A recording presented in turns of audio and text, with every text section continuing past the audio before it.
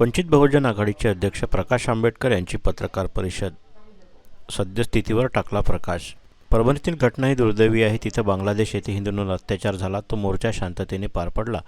पवार नावाच्या व्यक्तीला माथे फिरू असं जाहीर केलं. त्यांच्या गावातील माणूस परभणीत होता. पवार हा व्यक्ती माथे फिरू नाही, तो व्यवस्थित आहे, त्याचं कुटुंब आहे असं म्हणणं आहे. नांदेड येथील ज्या डॉक्टरांनी माथे फिरू असं घोषित केलं आहे त्या डॉक्टरांची ती चौकशी झाली पाहिजे. पोलीसच गाड्या फोडत होते. सरकारचे यावर नियंत्रण नाही. सूर्यवंशी हे शहीद झाले. LLB करायला आले होते. शांततेत बसले होते. वाचत बसलेले असताना त्यांना पोलिसांनी उचलून नेलं. शवविच्छेदन अहवालात मारहाण झाल्याचं स्पष्ट झालं आहे. त्यातच त्यांचा मृत्यू झाला. प्रशासनाला हे सर्व काबूत आणायचं असतं तर त्यांनी आणलं असतं. संविधानाची कॉपी उघडून टाकण्यात आली. त्यावर सरकार नियंत्रणात आणू शकलं असतं, पण त्यांनी नियंत्रण आणलं नाही. 2004 मध्ये जो गोध्रा घटना झाली, धर्म आणि द्वेष या गोष्टी पेरण्यात आल्या. त्यामुळं काहीही होऊ शकतं अशी परिस्थिती आहे. SP आणि IG यांनी कॉम्बिंग ऑपरेशन केलं नाही. ज्या व्यक्तीमुळे घटना घडली ते दुसरीकडूनच आले होते का? पोलिसांनी वस्तीत जाऊन लाठीचार्ज केला. 1.25 महिन्याच्या मुलाच्या आईला परत घेतलं. पोलिसांनी मारहाण केली. हा सर्व उद्रेक आहे. यातून नवीन गोध्रा घडवण्याचं षडयंत्र आहे का? पोलिसांनी आता सावध राहिलं पाहिजे. भडकवणारे अनेक येतील. सोमनाथ सूर्यवंशी यांच्या कुटुंबाला शासनाने 1 कोटी रुपये द्यावे आणि कुटुंबातील एका व्यक्तीला शासकीय सेवेत सामावून घ्यावं. ज्या घरात जाऊन मारहाण करण्यात आली त्यांना 25 लाख रुपये द्यावेत आणि ते पैसे पोलिसांकडून वसूल करावेत, तरच अशा गोष्टीवर नियंत्रण येईल. भाजपने दंगल नियंत्रणात आणण्याचा प्रयत्न केला नाही. हा वर्ग केवळ मतपेटीसाठी हवाय. त्याच्या सुखदुःखात ते सहभागी होत नाहीत. गोध्रासारखं प्रकरण होऊ नये म्हणून सरकारने लवकरात लवकर जागं व्हावं. घोरबड नावाचे व्यक्ती आहेत. त्यांनी 2 जणांचा एन्काउंटर केला आहे. गोळ्या घातल्या आहेत. गुन्हेगारी पार्श्वभूमीचे घोरबड आहेत. 2 मराठ्यांच्या भांडणात सामान्य जनता भरडली जाते आहे. सूर्यवंशी यांना लक्ष का केलं गेलं यावर पोलिसांनी शोध घ्यावा.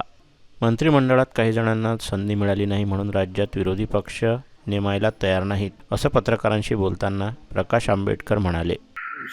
विशेष म्हणजे इथे असताना जे काही सोशलायझेशनची प्रक्रिया जी बाबासाहेबांनी सुरुवात केली आणि इथला OBC असेल, आदिवासी असेल, मुस्लिम रिलिजियस मायनॉरिटी असेल, दलित समूह असेल, बौद्ध असेल, याला जे इम्पॉवरमेंट केलेलं आहे ते इम्पॉवरमेंट पचवल्या जात नाही अशी असणारी परिस्थिती. यांना हा मेजॉरिटी ऑफ वोटर असल्यामुळे पब्लिकली आला की गोड गोड गोड गोड बोलायचं, हाऊसमध्ये आणि खाजगी ह्याच्यामध्ये खालच्या तऱ्हेची भाषा वापरायची, हे नवीन नाही आहे. आम्ही असणारा एक अर्ज आयोगापुढे दिला होता.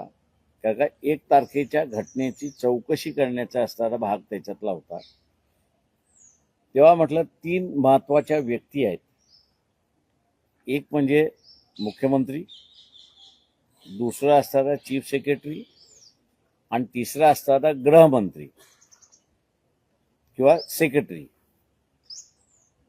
यांना कमिशन पुढे बोलवा आणि त्यांच्याकडून माहिती असणारं विचारून घ्या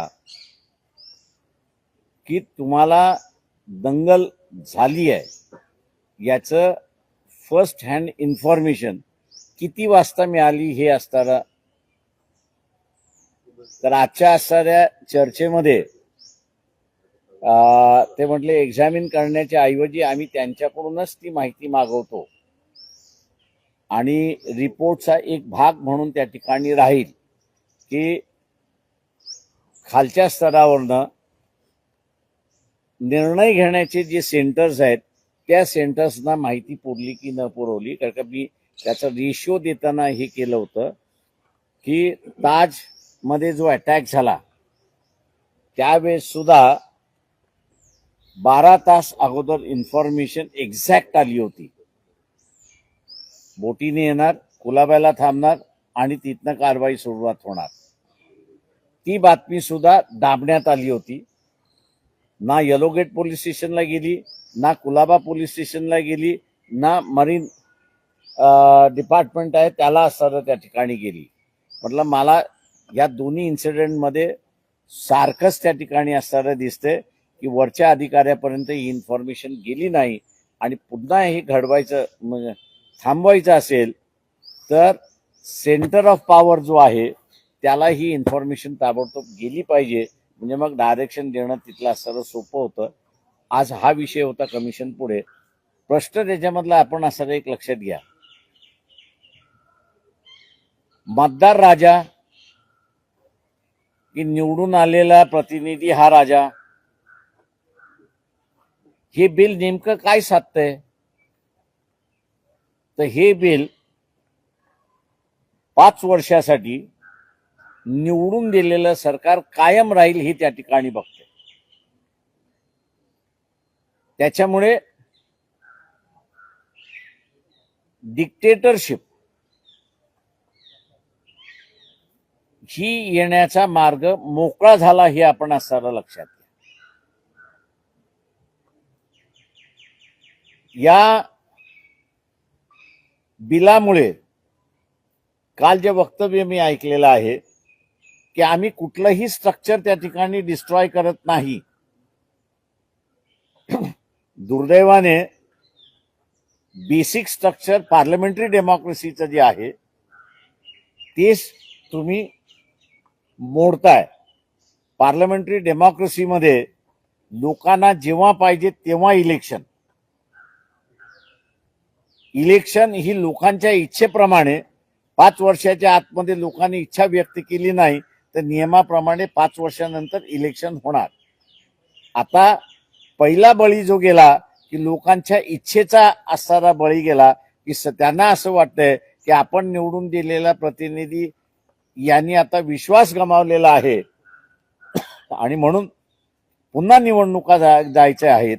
हा बेसिक फीचर जो आहे तो बेसिक फीचरच आपण त्या ठिकाणी हाणून पाडतोय अशी असणारी परिस्थिती आहे. आणि म्हणून हे जसं आहे तशाच रीतीने आपल्याकडे असणारं राज्याचा स्वतःचा स्वायत्तेचा अधिकाराचा क्षेत्र आहे आणि केंद्राचं स्वतःचं स्वायत्तेचा राज्याचा अधिकार आहे. आता या अधिकारामध्ये राज्यांना त्यांच्या राज्यामध्ये पार्लमेंट आणि लोकसभेच्या इलेक्शन कशा घ्याव्यात जर पार्लमेंटने कायदा केला नसेल तर त्यांना रेग्युलेट करता येतं अशी असणारी परिस्थिती आहे. म्हणजे राज्यांची जी स्वायत्ता आहे ती स्वायत्ता ह्या ठिकाणी संपते हे आपण असताना लक्षात. देशाच्या पुढच्या राजकारणाच्या संदर्भातला असताना मगाशी बोलत होतो.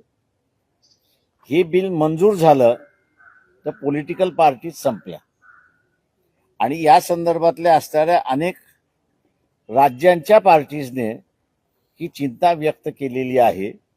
ही चिंता फक्त कोणी व्यक्त केलेली नाही तर एनसीपी ज्यांचं सिंबॉल तुतारी आहे त्यांनीच या संदर्भातलं वक्तव्य केलेलं नाही अशी परिस्थिती आहे. उलट सुप्रिया सुळे यांचं असणारं वक्तव्य जर खरं मानलं सभागृहातलं तर त्यांनी स्वागत केलं. फक्त जेपीसी मध्ये जावं एवढंच म्हटलेलं आहे.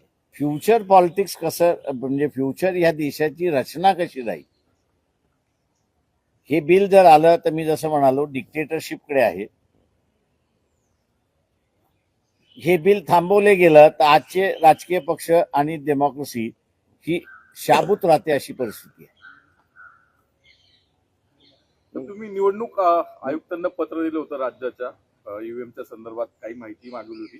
माहिती आली का? काही उत्तर दिले आणि तुमचं त्या संदर्भातलं लढाचं ते आम्ही आता असणारं जे आहे ते जे चीफ इलेक्टोरल ऑफिसर आहेत महाराष्ट्राचे जे इलेक्शन कमिशनचे जे प्रतिनिधी आहेत त्यांना असणारे आम्ही एक पत्र लिहिलं होतं. त्याचं अजून उत्तर आलेलं नाही. आम्ही या 30 तारखेपर्यंत असणारं त्यांचं उत्तर येतं काय हे पाहणार आहोत.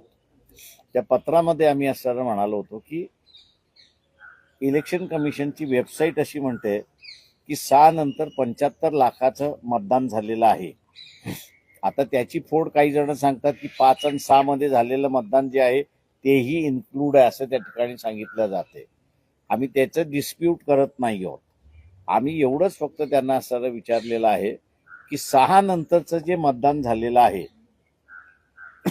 पोलिंग स्टेशन्सवरती त्या प्रत्येक पोलिंग स्टेशनवरती नियम असा आहे की त्याला काउंटर द्यावं लागतं म्हणजे त्याला असं टोकन द्यावं लागतं. तर ते टोकन दिले आहेत का आणि ते टोकन दिले असतील तर किती टोकन दिलेले आहेत याचे फिगर्स आम्ही असं त्या ठिकाणी मागितलेले आहेत. काही रिटर्निंग ऑफिसरकडे सुद्धा आम्ही असं ती माहिती मागितलेली आहे. काही रिटर्निंग ऑफिसरने आमच्या इथं किती टोकन वाटप करण्यात आले अख्ख्या विधानसभा मतदारसंघामध्ये त्याचीही त्यांनी असताना आकडेवारी दिलेली आहे. काँग्रेसवाल्यांकडून सुद्धा व्यक्त होते अशी परिस्थिती आहे ना. विशेष म्हणजे इथे असताना जे काही सोशलायझेशनची प्रक्रिया जी बाबासाहेबांनी सुरुवात केली आणि इथला ओबीसी असेल, आदिवासी असेल, मुस्लिम रिलिजियस मायनॉरिटी असेल, दलित समूह असेल, बौद्ध असेल, याला जे इम्पॉवरमेंट केलेलं आहे ते इम्पॉवरमेंट पचवल्या जात नाही अशी असणारी परिस्थिती. यांना हा मेजॉरिटी ऑफ वोटर असल्यामुळे पब्लिकली आलं की गोड गोड गोड गोड बोलायचं, हाऊसमध्ये आणि खाजगी ह्याच्यामध्ये खालच्या तऱ्हेची भाषा वापरायची, हे नवीन नाहीये. म्हणजे काँग्रेस आणि भाजप एकच नाण्याच्या दोन बाजू आहे. दोघंही आंबेडकरांचं नाव वापरतात, काही स्टेटमेंट त्यांची जुनी काढून हे करायचं, पण प्रत्यक्षात नीती वेगळी दिसते. सर, आज कोरेगाव भीमाच्या आयोगाला आपण भेट दिली होती. नेमकं काय होतं आणि दुसरं कोरेगाव भीमाची जी घटना घडलेली होती तर त्याला बरेच वर्ष झाले पण आयोगाचं कामकाज लवकर संपत नाही, तर त्याबाबत आयोग आम्ही असणारा एक अर्ज आयोगापुढे दिला होता, कारण 1 तारखेच्या घटनेची चौकशी करण्याचा असणारा भाग त्याच्यातला होता. तेव्हा म्हटलं 3 महत्वाच्या व्यक्ती आहेत. एक म्हणजे मुख्यमंत्री, दुसरा असणारा चीफ सेक्रेटरी आणि तिसरा असणारा गृहमंत्री किंवा सेक्रेटरी. यांना कमिशन पुढे बोलवा आणि त्यांच्याकडून माहिती असणारा विचारून घ्या की तुम्हाला दंगल झाली आहे याचं फर्स्ट हँड इन्फॉर्मेशन किती वाजता मिळाली हे असणारा. तर आजच्या असणाऱ्या चर्चेमध्ये ते म्हटले एक्झामिन करण्याच्या ऐवजी आम्ही त्यांच्याकडूनच ती माहिती मागवतो आणि रिपोर्टचा एक भाग म्हणून त्या ठिकाणी राहील की खालच्या स्तरावरनं निर्णय घेण्याचे जे सेंटर्स आहेत त्या सेंटर्सना माहिती पुरली की न पुरवली. कारण का मी त्याचा रेशिओ देताना हे केलं होतं की ताजमध्ये जो अटॅक झाला त्यावेळेस सुद्धा 12 तास अगोदर इन्फॉर्मेशन एक्झॅक्ट आली होती. बोटीने येणार, कुलाब्याला थांबणार आणि तिथनं कारवाई सुरुवात होणार. ती बातमी सुद्धा दाबण्यात आली होती. ना येलोगेट पोलीस स्टेशनला गेली, ना कुलाबा पोलीस स्टेशनला गेली, ना मरीन डिपार्टमेंट आहे त्याला असताना त्या ठिकाणी गेली. म्हटलं मला या दोन्ही इन्सिडेंटमध्ये सारखंच त्या ठिकाणी असताना दिसतंय की वरच्या अधिकाऱ्यापर्यंत ही इन्फॉर्मेशन गेली नाही आणि पुन्हा हे घडवायचं थांबवायचं असेल तर सेंटर ऑफ पॉवर जो आहे त्याला ही इन्फॉर्मेशन ताबडतोब गेली पाहिजे, म्हणजे मग डायरेक्शन देणं तिथलं असताना सोपं होतं. आज हा विषय होता कमिशन पुढे, तर अजून काही तशी चिन्ह दिसलेली नाही. काही ओबीसीच्या व्यक्तींना मंत्रिमंडळाची अपेक्षा होती, त्यांची ती अपेक्षा पूर्ण झाली नाहीत असं तुम्ही म्हणत असाल ते योग्य आहे असताना परिस्थिती. जरांगी पाटील 25 जानेवारी पासून उपोषण करतायत मराठा आरक्षण आणि इतर प्रश्नांच्या संदर्भात. परत तेच सुरू होईल राज्यात. माझं म्हणणं असं आहे की जरांगे पाटील यांनी असणारं मराठा आरक्षणाबरोबरच त्यांनी असणारं हे जे 75 लाख मतदान झालेलं आहे त्याचं मतदानाला तुम्ही असणारं टोकन दिलं होतं का, ही मागणी सुद्धा त्यांनी त्याच्याबरोबर जोडावी. त्यांनी त्या ह्याच्यामध्ये सामान्य माणसाचा चॉईस हा त्यांनी विचारला पाहिजे. आणि तहसीलदार असेल, म्हणजे तहसीलदार हे सेंटर मानून ज्याला कॉमन सिव्हिल कोड पाहिजे तो कॉमन सिव्हिल कोड, ज्याला हिंदू कोड बिल पाहिजे तो हिंदू कोड बिल, असं त्यांनी केलं पाहिजे. म्हणजे आपल्याला असं कळेल की किती जणांना समान नागरिक कायदा पाहिजे याची असताना आपल्याकडे माहिती तरी यायला सुरुवात होईल. मी काँग्रेसला ब्लेम करायला तयार नाही. ती एक पॉलिटिकल पार्टी आहे. त्या पॉलिटिकल पार्टीचं त्यावेळेसचं धोरण होतं. फक्त काँग्रेस पार्टी नव्हती तर त्यावेळेस कम्युनिस्ट पार्टीने सुद्धा विरोध केला होता. लेबर लढ्यामध्ये एकत्र लढल्यानंतर सुद्धा कम्युनिस्ट पक्षाने स्वतःची 60,000 मतं मध्य मुंबई मतदारसंघामध्ये कुजवली होती, अशी असणारी परिस्थिती आहे. परंतु मी असं म्हणेन की जे काही शेड्यूल कास्ट फेडरेशन होतं आणि त्यावेळेसचे जे काही पॉलिटिकल नेते होते, मी त्या पॉलिटिकल नेत्यांना ब्लेम करणार आहे. आणि त्या पॉलिटिकल नेत्यांना ब्लेम याच्यासाठी करणार आहे की राखीव मतदारसंघामध्ये 2 मतदान होते आणि ते तुम्ही कोणालाही देऊ शकता. तेव्हा हे जे राजकीय नेते त्यावेळेसचे होते त्यांनी नुसतं हेच सांगितलं असं की दोन्ही मतं तुम्ही बाबासाहेबांना द्या. तर बाबासाहेबांना तिथे असणारं 2,40,000 मतं मिळाली असती आणि 70,000ने बाबासाहेब त्या ठिकाणी जिंकले असते. जसं काँग्रेसने विरोध केला, कम्युनिस्टांनी विरोध केला, हे जसं बरोबर आहे, तसं त्यावेळच्या बाबासाहेबांचे जे काही सहकारी होते त्या सगळ्या सहकार्याने, काका नांदेडमध्ये तेच घडलं आणि त्याच्यानंतर सोलापूरमध्ये सुद्धा तेच घडलं. एक मद्रासी असणारी केस ही हायकोर्टामध्ये गेली आणि हायकोर्टाने त्यांनी निर्णय असा दिला की मतदान देण्याचा अधिकार आहे, एकाला एकच मतदान देण्याचं असं नाहीये, तुम्हाला ज्याला द्यायचं आहे त्याला असणारं मतदान आहे. आणि म्हणून ज्यांनी एकाच उमेदवाराला 2 मत दिली ते त्यांनी लिगल म्हणून त्यावेळेस असताना ठरवण्यात आलं होतं. त्यावेळेस काँग्रेस बरोबरचे त्यावेळेसचे आरपीआयचे शेड्यूल कास्ट फेडरेशनचे जे काही नेते होते तेही त्याला रिस्पॉन्सिबल आहेत असं मी त्या ठिकाणी मानतो. बीडचं मुंबईतून शिकले नाहीत आणि भंडाऱ्यामध्ये सुद्धा तेच रिपीट झालं, अशी असणारी परिस्थिती आहे. सर, बीडचा विषय संतोष देशमुख सरपंचाचं अपहरण करून हत्या करण्यात आलेली आहे. तर त्यावर देखील पोलिसांवरती कारवाई केलेली नाहीये, फक्त सक्तीच्या रजेवर पाठवलंय आणि मुख्य आरोपी आहेत त्यांनाही अटक करत नाही असं आरोप होतात जे राजकीय पक्षांशी संबंधित असतात. मी असं म्हणेन त्याच्यामध्ये सुद्धा जे लोकांच्या भावना फार तीव्र आहेत. पोलिसांनी हे प्रकरण हाताबाहेर जाऊ नये एवढं त्या ठिकाणी बघावं शासनाने. कारण का अगोदरच बीड जिल्हा हा वंजारी वर्सेस मराठा असा पेटलेला आहे. जी काही माझ्याकडे जी काही माहिती आहे त्यातून अजून देशमुखाच्या प्रकरणानंतर पेटला अशी असणारी परिस्थिती आहे. म्हणून मी मगाशी म्हणालो की there are so many unguided missiles आहेत, हे उद्या काही घडू शकतं अशी असणारी परिस्थिती आहे. तर शासनाने याच्याकडे राजकीय दृष्टिकोनातून न बघता लॉ अँड ऑर्डर या दृष्टिकोनातून बघून जे कोणी आरोपी आहेत त्या सगळ्यांना देशमुखांच्या प्रकरणामध्ये पकडलं पाहिजे आणि त्यांच्यावरती कारवाई झाली पाहिजे. पुन्हा एकदा अमित शहाच्या स्टेटमेंटचं जाणेल तुम्हाला, ते जे पद्धतीने त्यांनी ते द वे ही स्पीक्स आणि फॅशन असं नाव दिलं, तर हे पटतं का? कारण समाजातनं खूप तीव्र प्रतिक्रिया येतात सोशल मीडियातनं. ते मान्य आहे. मी तुम्हाला मगाशी म्हणालो की त्याच्यामध्ये मेंटॅलिटी बदललेली नाही किंवा मेंटॅलिटी बदललेली नाही, ती असणारा पदोपदी आणि पावलोपावली ही जशी बीजेपीकडून व्यक्त होते तसं काँग्रेसवाल्यांकडून सुद्धा व्यक्त होते अशी परिस्थिती आहे ना.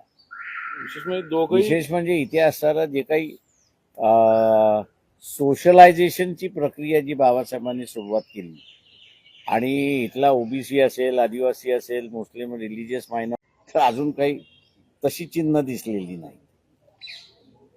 काही ओबीसीच्या व्यक्तींना मंत्रिमंडळाची अपेक्षा होती, त्यांची ती अपेक्षा पूर्ण झाली नाहीत असं तुम्ही म्हणत असाल ती योग्य आहे असणारी परिस्थिती. जरांगी पाटील 25 जानेवारी पासून उपोषण करतायत मराठा आरक्षण आणि इतर प्रश्नांच्या संदर्भात. परत तेच सुरू होईल राज्यात. माझं म्हणणं असं आहे की जरांगे पाटील यांनी असणारं मराठा आरक्षणाबरोबरच त्यांनी असणारं हे जे 75 लाख मतदान झालेलं आहे त्याचं मतदानाला तुम्ही असणारं टोकन दिलं होतं का, ही मागणी सुद्धा त्यांनी त्याच्याबरोबर जोडावी. नागपुरात अधिवेशन सुरू आहे, मात्र काल या अधिवेशनादरम्यान उद्धव ठाकरेंनी देवेंद्र फडणवीसांची भेट घेतली आणि त्यानंतर त्या भेटीची खूप चर्चा सुरू झाली. तुम्हाला काय वाटतं भेटीकडे, तुम्ही कसं बघता? काय दोघही सभागृहाचे सदस्य आहेत, त्याच्यामुळे भेटी होणारच. काही नवीन समीकरण काही असं शक्य आहे? कारण एकेवेळी हेच म्हणाले होते ना, एक तर तू राशील किंवा मी राशील. आता देवेंद्र राहिले ना मग विरोधी पक्ष राहणार की नाही राज्यात? राज्यात विरोधी पक्ष तर त्या अजून तरी असं लिडर ऑफ दी ऑपोजिशन नेमायला सरकार तयार नाही आहे. त्यांनी त्या ह्याच्यामध्ये सामान्य माणसाचा चॉईस हा त्यांनी विचारला पाहिजे. आणि तहसीलदार असेल, म्हणजे तहसीलदार हे सेंटर मानून ज्याला कॉमन सिव्हिल कोड पाहिजे तो कॉमन सिव्हिल कोड, ज्याला हिंदू कोड बिल पाहिजे तो हिंदू कोड बिल, असं त्यांनी केलं पाहिजे. म्हणजे आपल्याला असं कळेल की किती जणांना समान नागरिक कायदा पाहिजे याची असताना आपल्याकडे माहिती तरी यायला सुरुवात होईल. मी काँग्रेसला ब्लेम करायला तयार नाही. ती एक पॉलिटिकल पार्टी आहे, त्या पॉलिटिकल पार्टीचं त्यावेळेसचं धोरण होतं. फक्त काँग्रेस पार्टी नव्हती तर त्यावेळेस कम्युनिस्ट पार्टीने सुद्धा विरोध केला होता. लेबर लढ्यामध्ये एकत्र लढल्यानंतर सुद्धा कम्युनिस्ट पक्षाने स्वतःची 60,000 मतं मध्य मुंबई मतदारसंघामध्ये कुजवली होती, अशी असणारी परिस्थिती आहे. परंतु मी असं म्हणेन की जे काही शेड्यूल कास्ट फेडरेशन होतं आणि त्यावेळेसचे जे काही पॉलिटिकल नेते होते, मी त्या पॉलिटिकल नेत्यांना ब्लेम करणार आहे. आणि त्या पॉलिटिकल नेत्यांना ब्लेम ह्याच्यासाठी करणार आहे की राखीव मतदारसंघामध्ये 2 मतदान होते आणि ते तुम्ही कोणालाही देऊ शकता. तेव्हा हे जे राजकीय नेते त्यावेळेसचे होते त्यांनी नुसतं हेच सांगितलं असतं की दोन्ही मतं तुम्ही बाबासाहेबांना द्या, तर बाबासाहेबांना तिथे असताना 2,40,000 मतं मिळाली असती आणि 70,000ने बाबासाहेब त्या ठिकाणी जिंकले असते. जसं काँग्रेसने विरोध केला, कम्युनिस्टांनी विरोध केला, हे जसं बरोबर आहे, तसं त्यावेळच्या बाबासाहेबांचे जे काही सहकारी होते त्या सगळ्या सहकार्याने, काका नांदेडमध्ये तेच घडलं आणि त्याच्यानंतर सोलापूरमध्ये सुद्धा तेच घडलं. एक मद्रासी असणारी केस ही हायकोर्टामध्ये गेली आणि हायकोर्टाने त्यांनी निर्णय असा दिला की मतदान देण्याचा अधिकार आहे, एकाला एकच मतदान देण्याचं असं नाहीये, तुम्हाला ज्याला द्यायचं आहे त्याला असणारं मतदान आहे. आणि म्हणून ज्यांनी एकाच उमेदवाराला 2 मत दिली ते त्यांनी लिगल म्हणून त्यावेळेस असताना ठरवण्यात आलं होतं. त्यावेळेस काँग्रेस बरोबरचे त्यावेळेसचे आरपीआयचे शेड्यूल कास्ट फेडरेशनचे जे काही नेते होते तेही त्याला रिस्पॉन्सिबल आहेत असं मी त्या ठिकाणी मानतो. बीडचं मुंबईतून शिकले नाहीत आणि भंडाऱ्यामध्ये सुद्धा तेच रिपीट झालं अशी असणारी परिस्थिती आहे. सर, बीडचा विषय संतोष देशमुख सरपंचाचं अपहरण करून हत्या करण्यात आलेली आहे, तर त्यावर देखील पोलिसांवरती कारवाई केलेली नाहीये, फक्त सक्तीच्या रजेवर पाठवलंय आणि मुख्य आरोपी आहेत त्यांनाही अटक करत नाही असं आरोप होता, जे राजकीय पक्षांशी संबंधित असतात. मी असं म्हणेन त्याच्यामध्ये सुद्धा म्हणजे लोकांच्या भावना फार तीव्र आहेत. पोलिसांनी हे प्रकरण हाताबाहेर जाऊ नये एवढं त्या ठिकाणी बघावं शासनाने. कारण का अगोदरच बीड जिल्हा हा वंजारी वर्सेस मराठा असा पेटलेला आहे. जी काही माझ्याकडे जी काही माहिती आहे त्यातून अजून देशमुखाच्या प्रकरणानंतर पेटला अशी असणारी परिस्थिती आहे. म्हणून मी मगाशी म्हणालो की there are so many unguided missiles आहेत, हे उद्या काही घडू शकतं अशी असणारी परिस्थिती आहे.